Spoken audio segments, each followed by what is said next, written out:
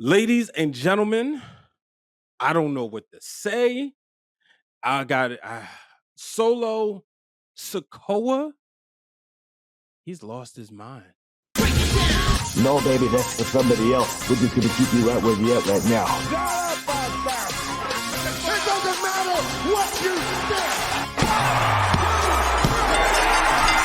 think. The Wrestling Realm presents Break It Down with Brian H.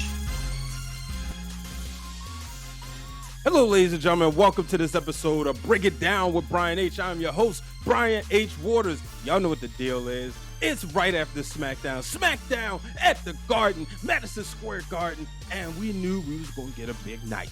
We knew that it was going to be the Acknowledge Ceremony. There was a lot of things that happened. I'm not going to get into all of that. Y'all going to have to wait for an official breakdown of the SmackDown, next week's episode of Wrestling Around Now podcast. But I have to say this. What a night, because we're going to talk about Solo Sikoa. A lot of people came here last week when I dropped a surprise show to talk about Jacob Fatu making his debut. And now he's officially a part of the Bloodline. Tonight was the acknowledgement ceremony. Now, throughout the night, we saw Solo. And it was a lot of things that I was observing when I was watching this. And I said, okay, I love doing this a lot of times on my instant reactions because, when I get a chance to look at it over again, tend to overanalyze things or, I have different thoughts. And it's fun, but I talk wrestling all the time. I talk about it with my friends, so I'm like, sometimes I just want to give y'all a raw reaction right away, my thoughts, my feelings, as soon as I watch something. And that's what I'm going to do. So we saw Solo earlier in the night. And, he walked in, had the limo, and, he had the arrival with Tungaloa and Tamatonga. And then Paul Heyman asked, well, what's the deal with Jacob Fatu? He told him Jacob wasn't there. And I was thinking, because I bought it, I was like, well, maybe Jacob not gonna show up right away. I was like, nah, Jacob gotta be there, right? But he was. He came out there, and when he said, now introducing the newest member, Jacob Fatu, and you saw Paul Heyman's face, ladies and gentlemen, it was like, uh-oh. And I said this a while ago, Paul Heyman, he looks like, he's out of control. He looks lost. He looks scared. He's looking like he's just desperate for his tribal chief. We saw that last week when he asked CM Punk to take him with him. He said, take me with you. And I was like, man. Now, in that moment, we forget about all the shiesty things Paul Heyman has done, all the two-faced acts. Y'all remember in 2015 when he told Roman Reigns, yeah, you got all this, you got all that, you're right this, but you're at the wrong time. We forgot all about that. We forgot about him answering for the tribal chief and everything until now. Until now, ladies and gentlemen. Now everybody has sympathy for Paul Heyman. Did we not forget when he was playing Roman and Brock kind of against each other? And Brock, Roman kicked out Paul Heyman.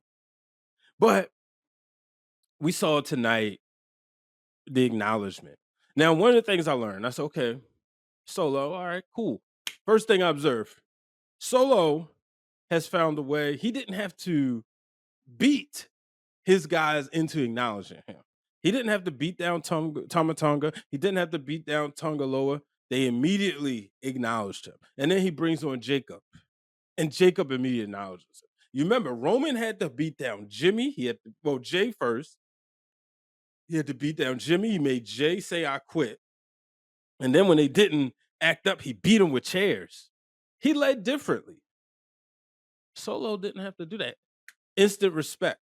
And even when Solo joined, what did Roman say to him? Solo, now you said the elders sent you, but you need to acknowledge me. And he did. Solo was an enforcer. He was the street champ. He did everything he was supposed to do. And now he's in charge.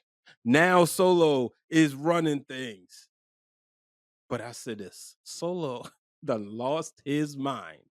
Now, folks, I have come around. There was a time where I said, "Oh no, there's no way Solo. Maybe him and Roman gonna be on the same side." We all was hoping Roman's music hit. We all was hoping, we was hoping we heard that. But guess what? They got put out of the building. But we was hoping at one point when Solo and Paul Heyman face to face, and you can just imagine. You could just imagine how crazy that crowd at MSG would have went. You know what I mean?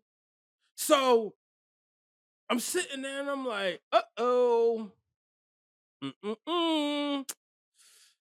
The tribal chief didn't show up to help his wise man. Now, Roman ain't no dummy. I'm talking about Roman Reigns here, folks. For those who I'm interested in kayfabe, I know Joe Anoa'i lost his dad. All love go out to him and to the family. In the passing of Sika Anoa'i. But we know. Now let's go into kayfabe. Roman Reigns. He been watching, or has he? I would think he knows that Solo's been abusing his privileges, his power. And if you think maybe he would be coming back soon, or maybe Solo was up to something. But right now, I see it was like, okay, he went far enough. But the moment he was in there, he told them to acknowledge him, and they did it. I said, all right, Solo, you're kind of pushing it. But when he had them pull out the leg, and he told Paul Heyman to acknowledge him, and for a moment, you thought he was going to do that. But Paul Heyman showed loyalty, and it cost him. The last time Paul Heyman went through a table, we didn't see him for months. Do you remember when Brock Lesnar beat him down at SummerSlam before Roman would beat Brock and make sure Brock couldn't challenge for those titles as long as he held them? Last year, I was in there when they put Jimmy on the shelf. And I'm like, another garden, another shelf. This time Paul Heyman goes down. So I'm wondering what's going to happen. We know we got Money in the Bank in Toronto next weekend. It will be the Bloodline going against Cody Rhodes, Randy Orton, and Kevin Owens. Would Roman show up? I was talking to Brother Hugh, and he said The Rock was spotted. And I said, I don't want to know. I don't want to know. And we didn't see a Rock. And I did think, I said, okay, Roman's coming. But he didn't. Now, let me ask y'all this. Was y'all disappointed? Was that a letdown? Was the tribal ceremony, the tribal acknowledge ceremony, a letdown? Um, I enjoyed it. It made sense. It did what it had to do. I don't know what people was expecting. I'll say this. We were supposed to get some sort of tribal thing for Raw 30, but a lot of the family members were sick, so we couldn't get that. We were also supposed to get last year we had the state, what was it? Oh man, I forgot. But basically, they had to, call themselves calling a truce with Roman, trying to, let him know of his shortcomings and his wrongdoings. That was fun. And, obviously that was like a 40-minute segment. And I'll tell you, y'all might have hated it.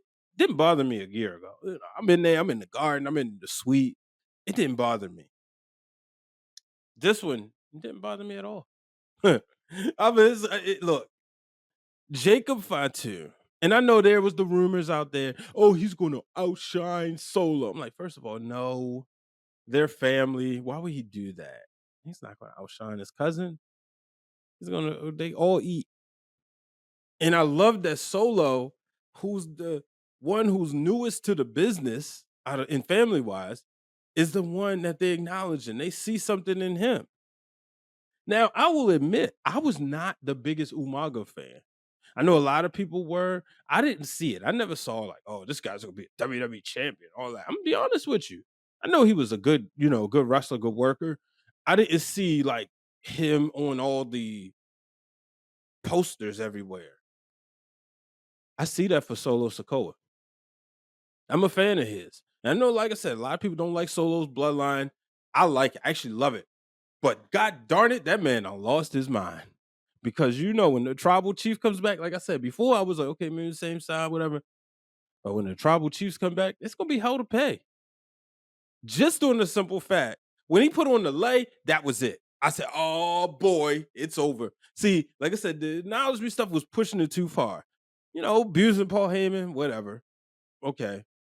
But he had to put the lay on him. And now we go to another level. Now we go to another chapter. We're in the top of the sixth. Or are we? We was at the bottom of the third at SummerSlam. And everybody thought it meant when Roman leaves the title, said we in the ninth inning. Nah, fam. Nah, not at all. Not at all. But ladies and gentlemen, I had to get on here real quick. I had to talk about it. So I want to know your thoughts. I want to know, what do you think? What do you think about the new tribal chief, Solo Sikoa? Do you acknowledge your tribal chief? Ladies and gentlemen, thank you for joining me on this week's episode of Breaking Down with Brian. Be sure to tune in to everything on the Wrestling Realm right here. We got Bishop Culture on Tuesdays. We got the Wrestling Realm Now podcast on Wednesdays. We have a Patreon channel, so make sure you check that out. With Patreon, you can get all exclusive content. We also on Instagram, Threads, X, Facebook, Wrestling Realm. We make it easier. You can see the shirt. This shirt isn't available. We got other shirts, and maybe the realness will put this shirt on the store. We'll see. This was one of them old ones, old exclusive. But WrestlingRealm.com. Until the next time, folks. So long, everybody.